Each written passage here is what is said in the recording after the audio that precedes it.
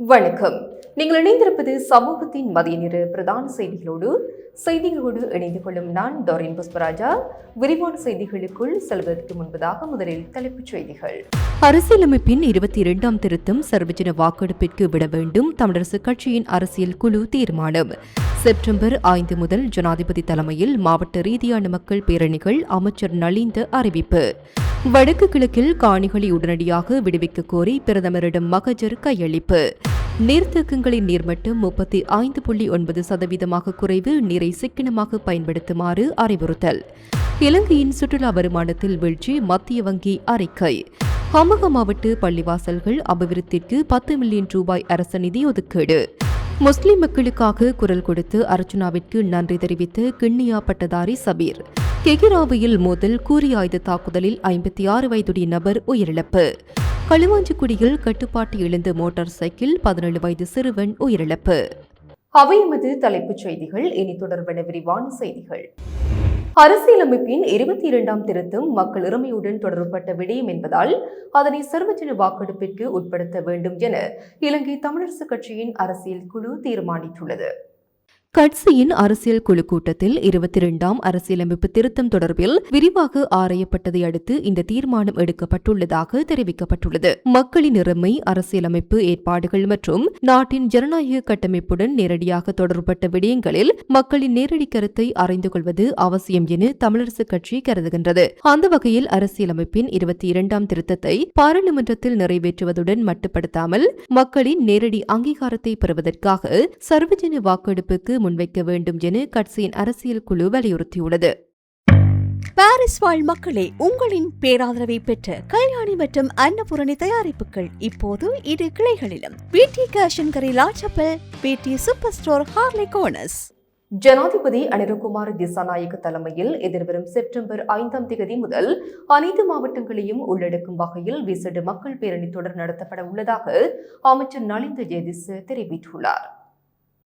இதற்கு இணையாக கிராம உத்தியோகத்தர் பிரிவு மட்டத்தில் கோட்டு சபைகளை மீளமைக்கும் வேலை திட்டமும் முன்னெடுக்கப்படவுள்ளதாக அவர் குறிப்பிட்டுள்ளார். களுத்துறை பகுதியில் ஊடகங்களுக்கு கருத்து தெரிவிக்கும் போதே அமைச்சர் நலிந்த ஜெயதிச இதனை தெரிவித்துள்ளார். இதன்போது கருத்து தெரிவித்த அவர், முன்னாள் அமைச்சர் GL பீரிஸ் உள்ளிட்ட எதிர்க்கட்சியினருக்கு அரசாங்கத்திற்கு எதிரான மக்கள் ஆதரவு இருப்பதாக கருதினால் மக்களை ஒன்று திரட்டி வீதியில் இறங்கி மக்கள் பேரணிகளை நடத்தி அதனை நிரூபிக்க வேண்டும் என தெரிவித்துள்ளார். வார்த்தைகளால் அரசாங்கத்திற்கு எதிரான மக்கள் எதிர்ப்பை வெளிப்படுத்த பயனில்லை எனவும் மக்கள் ஆதரவு இருப்பதை செயற்பாட்டின் மூலம் வெளிப்படுத்த வேண்டும் எனவும் அவர் தெரிவித்தார். தேசிய மக்கள் சக்தி கிராம மட்டத்திலும் கிராம உத்தியோகத்தர் பிரிவு மட்டத்திலும் கோட்டு சபைகளை மீளமைக்கும் நடவடிக்கைகளை முன்னெடுத்து வருவதாகவும் அமைச்சர் குறிப்பிட்டார். அத்துடன் செப்டம்பர் 5ஆம் தேதி முதல் ஜனாதிபதி தலைமையில் மாவட்ட ரீதியாக பிரமாண்டமான மக்கள் பேரணிகள் நடத்தப்பட உள்ளதாகவும் அரசாங்கத்திற்கு எதிரான மக்கள் கருத்து நிலவுவதாக எதிர்க்கட்சியினர் கருதினால் அதனை மக்கள் மத்தியில் நிரூபித்து காட்டுமாறும் அமைச்சர் நலிந்த ஜெயதிச சவால் விடுத்தார்.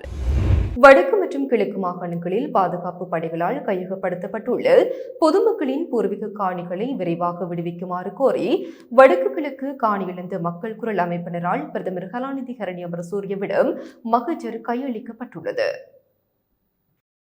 யாழ்ப்பாண மாவட்ட செயலகத்தில் நேற்று நடைபெற்ற பல்கலைக்கழக மாணவர்களுக்கான கல்வி நிதியுதவி வழங்கும் நிகழ்வில் கலந்து கொள்ள வருகை தந்த பிரதமரை நிகழ்வு நிறைவடைந்த பின்னர் வடக்கு கிழக்கு காணி இழந்த மக்கள் அமைப்பின் பிரதிநிதிகள் சந்தித்து கலந்துரையாடினர். இதன்போதே காணி விடுவிப்பு தொடர்பான மகஜர் பிரதமரிடம் கையளிக்கப்பட்டது. வடக்கு கிழக்கு மாகாணங்களில் தமது பூர்வீக காணிகளை இழந்துள்ள மக்கள் தங்களின் நிலங்களை மீட்பதற்காக நீண்ட காலமாக வீதி வீதியாக போராடி வருகின்றனர். யாழ்ப்பாணம், பலிகாமம் வடக்கு, கிளிநொச்சி, முல்லைத்தீவு, மட்டக்களப்பு உள்ளிட்ட பல பகுதிகளில் மக்கள் தொடர்ந்தும் காணி உரிமைக்காக குரல் கொடுத்து வருகின்றனர். கடந்த அரசுகளின் காலத்தில் இப்பிரச்சினைகளுக்கு உரிய தீர்வு வழங்கப்படாத நிலையில் தற்போதைய புதிய அரசின் மீது மக்கள் மிகுந்த எதிர்பார்ப்பை கொண்டிருந்தனர். எனினும் காலங்கள் கடந்தும் முழுமையான மற்றும் நீதியான தீர்வு கிடைக்காமை ஆழ்ந்த கவலை அளிப்பதாக அமைப்பினர் சுட்டிக்காட்டினர். பாதிக்கப்பட்ட மக்களின் நீண்டகால போராட்டத்தையும் எதிர்பார்ப்புகளையும் கருத்தில் கொண்டு அவர்களுக்கு நியாயமானதும் நிலையானதுமான தீர்வை உடனடியாக வழங்குமாறு பிரதமரிடம் கோரிக்கை விடுக்கப்பட்டது. நாட்டின் பெரும்பாலான பகுதிகளில் நிலவும் கடுமையான வறட்சியான வானிலை காரணமாக நீர்ப்பாசன திணைக்களத்தின் கட்டுப்பாட்டில் உள்ள பிரதான நீர்த்தேக்கங்களின் நீர்மட்டம் 35.9% குறைந்துள்ளதாக தெரிவிக்கப்பட்டுள்ளது. அதிக வெப்பநிலை மற்றும் காற்றுடன் கூடிய வானிலை நிலவுவதால் நீர்த்தேக்கங்களில் இருந்து நீர் ஆவியாகும் அளவு அதிகரித்துள்ளதாக நீர்ப்பாசன திணைக்களத்தின் நீர் முகாமைத்துவ பணிப்பாளர் HMPST ஹெரத் தெரிவித்துள்ளார். குறிப்பாக அம்பாறை, மட்டக்களப்பு, திருகோணமலை மற்றும் மொனராகலை ஆகிய மாவட்டங்களில் உள்ள நீர்த்தேக்கங்களின் நீர்மட்டம் மிகவும் குறைந்த நிலையில் காணப்படுவதாக அவர் குறிப்பிட்டுள்ளார். எனினும் தற்போது சிறுபோக விவசாய பணிகள் இறுதிக்கட்டத்தை எட்டியுள்ளதால் கையிருப்பில் உள்ள நீர் விவசாய நடவடிக்கைகளுக்கு போதுமானதாக இருக்கும் என எதிர்பார்க்கப்படும் அவர் தெரிவித்துள்ளார். அத்துடன் நீர்த்தேக்கங்களிலிருந்து குடிநீர் பெறும் பகுதிகளுக்கும் எதிர்வரும் மாதங்களில் தேவையான அளவு நீர் கையிருப்பில் இருக்கும் என எதிர்பார்க்கப்படுவதாகவும் அவர் கூறியுள்ளார். எவ்வாறாயினும் தொடர்ந்தும் அதிக வெப்பநிலை மற்றும் காற்றுடன் கூடிய வானிலை நிலவுவதால் நீர் ஆவியாதல் அதிகரிக்கக்கூடும். எனவே விவசாய நடவடிக்கைகள் உள்ளிட்ட அன்றாட தேவைகளுக்காக நீரை பயன்படுத்தும் போது மிகவும் சிக்கனமாக செயல்படுத்துமாறு பொதுமக்களிடம் நீர்ப்பாசன திணைக்களம் கேட்டுக் கொண்டுள்ளது. இலங்கையின் சுற்றுலாத்துறை மூலம் ஈட்டப்பட்டு வரும் கடந்த ஆண்டின் முதல் 7 மாதங்களுடன் ஒப்பிடுகையில் இந்த ஆண்டு 11.5% வீழ்ச்சியடைந்துள்ளதாக இலங்கை மத்திய வங்கி தெரிவித்துள்ளது. மத்திய வங்கியின் அறிக்கையின்படி 2026 ஆண்டு ஜனவரி முதல் ஜூலை வரையிலான 7 மாதங்களில் சுற்றுலா வருமானமாக $1796.7 மில்லியன் அமெரிக்க டாலர்கள் பதிவாகியுள்ளன. எனினும் 2025 ஆண்டின் இதே கால பகுதியில் சுற்றுலா வருமானமாக $2031.1 மில்லியன் அமெரிக்க டாலர்கள் ஈட்டப்பட்டிருந்தன. இதனுடன் ஒப்பிடுகையில் இந்த ஆண்டு சுற்றுலா வருமானத்தில் 11.5% வீழ்ச்சி ஏற்பட்டுள்ளது. இதேவேளை கடந்த ஆண்டு ஜூலை மாதத்தில் 318.5 மில்லியன் அமெரிக்க டாலர்கள் சுற்றுலா வருமானமாக கிடைத்திருந்த நிலையில் 2026 ஆண்டு ஜூலை மாதத்தில் 285.5 மில்லியன் அமெரிக்க டாலர்கள் மட்டுமே ஈட்டப்பட்டுள்ளன. மறுபுறம் இந்த ஆண்டின் முதல் 7 மாதங்களில் வெளிநாட்டு பணப்பரிமாற்றங்கள் மூலம் இலங்கைக்கு 8,382.4 மில்லியன் அமெரிக்க டாலர்கள் கிடைத்துள்ளன. இது கடந்த ஆண்டின் இதே கால பகுதியில் பதிவான 4,435.2 மில்லியன் அமெரிக்க டாலர்களுடன் ஒப்பிடுகையில் குறிப்பிடத்தக்க வளர்ச்சியாகும். மேலும் 2025 ஆண்டு ஜூலை மாதத்தில் வெளிநாட்டு பணப்பரிமாற்றமாக 697.3 மில்லியன் அமெரிக்க டாலர்கள் பதிவாகியிருந்த நிலையில் 2026 ஆண்டு ஜூலை மாதத்தில் அந்த தொகை 777.6 மில்லியன் அமெரிக்க டாலர்களாக அதிகரித்துள்ளதாக மத்திய வங்கி தெரிவித்துள்ளது. கம்பகம் மாவட்டத்தில் உள்ள முஸ்லிம் பள்ளிவாசல்களை அபிவிருத்தி செய்வதற்காக 10 மில்லியன் ரூபாய் அரசு நிதி ஒதுக்கப்பட்டுள்ளதாக புத்த சாசன மத மற்றும் கலாச்சார அலுவல்கள் அமைச்சு தெரிவித்துள்ளது. 42வது தேசிய மிலாத்துன் நபி அரச விழாவை முன்னிட்டு இந்த திட்டம் செயல்படுத்தப்படுவதாக குறிப்பிடப்பட்டுள்ளது. மதஸ்தலங்களை பலப்படுத்தி நல்லிணக்கம் மிக்க எதிர்காலத்தை உருவாக்கும் நோக்கில் இந்த நடவடிக்கை முன்னெடுக்கப்பட்டுள்ளது. பௌத்தம், சமய மற்றும் கலாச்சார விவகாரங்கள் அமைச்சகமும் இஸ்லாமிய சமய மற்றும் கலாச்சார விவகாரங்கள் துறையும் இதற்கான தேவையான நடவடிக்கைகளை எடுத்துள்ளன.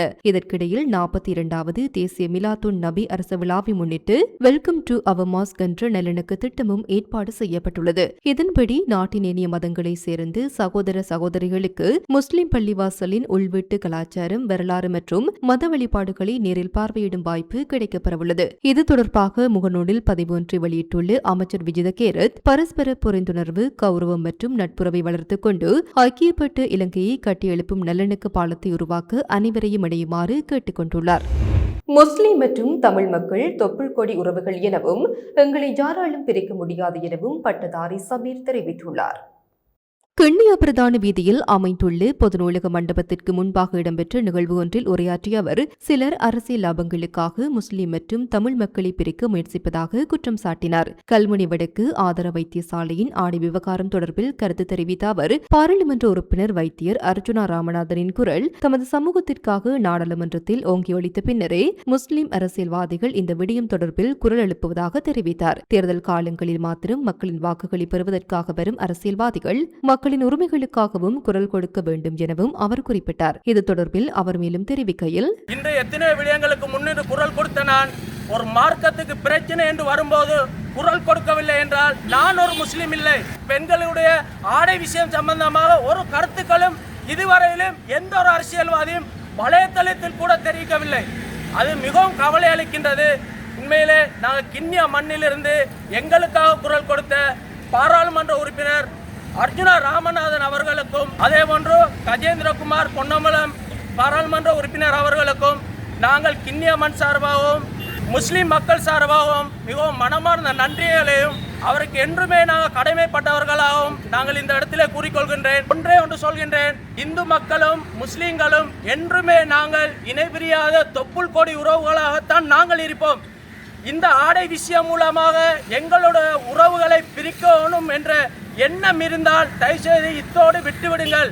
ஒரு நாளுமே எங்கள் உறவுகளை நீங்கள் முறிக்க முடியாது என்பதை இந்த இடத்தில் ஆணித்தரமாக நான் தெரிவித்துக் கொள்கிறேன். எத்தனையோ முஸ்லிம் அரசியல்வாதிகள் இருந்தும் பாராளுமன்றத்திலே தனக்கென்று தனி பிரேரணை கொண்டு வந்து தனது இறுதி பாராளுமன்ற உரையை அந்த நேரத்தை முஸ்லிம் மக்களுக்காக செலவழித்து இன்று முஸ்லிம் மக்களுக்காக குரல் கொடுத்த அர்ஜுனா ராமநாதன் அவர்கள் இன்று இருக்கின்ற முஸ்லிம் அரசியல்வாதிகள் எங்கே? இந்த பாராளுமன்ற உறுப்பினர் எங்கே? Blue Ocean Group of Companies இலங்கையின் வளர்ச்சியோடு உங்கள் வாழ்க்கையையும் உயர்த்துகிறோம். கெகிராவை போலீஸ் பிரிவுக்கு உட்பட்டு கொட்டல்பத்து பகுதியில் இன்று அதிகாலை இடம்பெற்ற மோதலில் 56 வயதுடைய நபர் ஒருவர் உயிரிழந்துள்ளார்.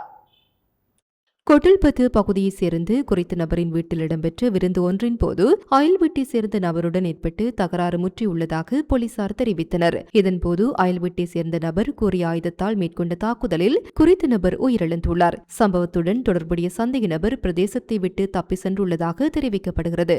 சந்தேக நபரை கைது செய்வதற்காக கெகிராவை போலீசார் மேலதிக விசாரணைகளை முன்னெடுத்து வருகின்றனர். ஜனாதிபதி நிதியத்தின் ஊடாக தெரிவு செய்யப்பட்டு விசேட தேவையுடைய பல்கலைக்கழக மாணவர்களுக்கான புலமை பரிசில் மற்றும் காசோலைகள் வழங்கும் விசேட நிகழ்வு யாழ்ப்பாணம் மாவட்ட செயலக கேட்போர் கூடத்தில் நேற்று நடைபெற்றது.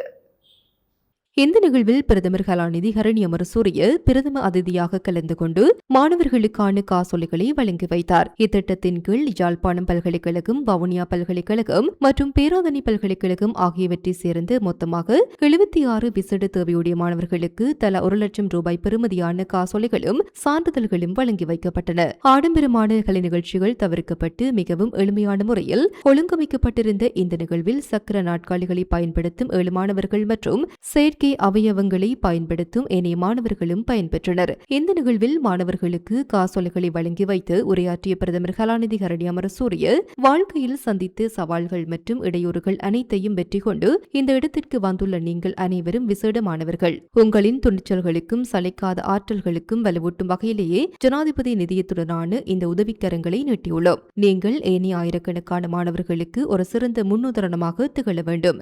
இலங்கையில் வடக்கிலும் கிழக்கிலுமே அதிகளவான மாற்றுத்திறனாளிகள் காணப்படுவது யுத்தத்தால் ஏற்பட்ட கவலைக்குரிய விடயமாகும். மீண்டும் ஒருமுறை இவ்வாறானதொரு யுத்தம் ஏற்படாத வகையில் அதற்கான காரணிகளை இல்லாத ஒழிக்கும் பொறுப்புள்ள அரசாக பாதிக்கப்பட்ட மக்களுக்கு நாம் தொடர்ந்தும் உதவிகளை செய்து வருகின்றோம். மக்களுக்கான நெருக்கமான நிலைக்கு கொண்டு வந்து தேவையானவர்களுக்கு உதவி செய்யும் செயல்பாட்டை ஜனாதிபதி அனுரகுமார திசாநாயக்க முன்னெடுத்துள்ளார். இது சலுகைகளை அனுபவிப்பவர்களுக்கானது என்ற வரலாற்றை மாற்றி உண்மையான தேவை உள்ளவர்களுக்காக இந்த நிதியம் என்று செயல்பாட்டு ரீதியில் இயங்குகின்றது. கல்வித்துறைக்கு அதிக முக்கியத்துவம் அளித்து முன்பள்ளி முதல் மேற்படிப்பு வரை ஜனாதிபதி நிதியத்தின் ஊடாக பெரும் உதவிகளை செய்து வருகின்றோம். மாற்றுத்திறனாளிகளுக்கு சமத்துவமான நிலை கிடைப்பதும் அது சமூகத்தின் கருத்தாக நிலைநிறுத்தப்படுவதும் மிக முக்கியமாகும். உங்களை இந்த நிலைக்கு உயர்த்திய பெற்றோர்கள் மற்றும் உறவினர்களுக்கும் எனது நன்றிகள் என்று தெரிவித்தார். ராயல்டி என்ஜினியரிங் வழங்கும் நவீன அடுக்குமாடி குடியிருப்புகள் இப்போது விற்பனைக்கு. Colombo 6 Wellawatte bus line hall ரோட்டுக்கு மிக அருகாமையில்.